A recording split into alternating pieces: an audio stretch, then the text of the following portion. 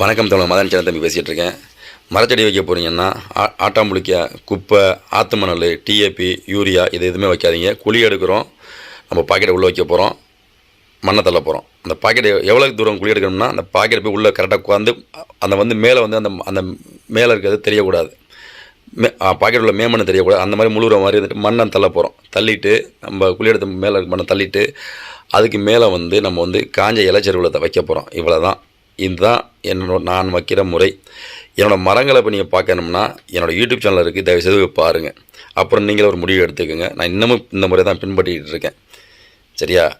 ஆட்டாம்புளிக்க, குப்பை இதை நேரத்தையும் பணத்தையும் வேஸ்ட் பண்ணாதீங்க.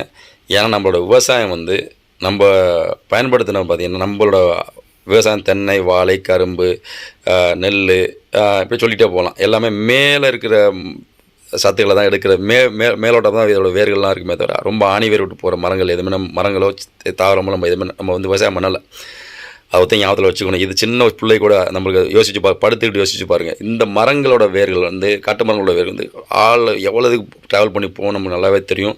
ஆழத்தில் இருக்க சத்துக்கள் நம்ம மேலே இருக்கிற சத்துக்களை தான் நம்ம விவசாயம் பண்ண செடிகளோ மரங்களோ எடுத்துருக்குமே தவிர கீழே டச்சே பண்ணியிருக்காது. இந்த மரங்கள் போய் கட்டாமல் அதை போய் டச் பண்ணும்போது ஜெயஜாண்டிக்கு உங்களோட மண் தன்மை நல்லா இருக்கணும், உங்களுக்கு தண்ணி தன்மை நல்லா இருக்கணும், அதுக்கு வெளிச்சம் கரெக்டாக விழுகிற மாதிரி இருந்துச்சுன்னா அந்த மரங்கள் ஜெயஜாண்டிக்காக வளருங்க.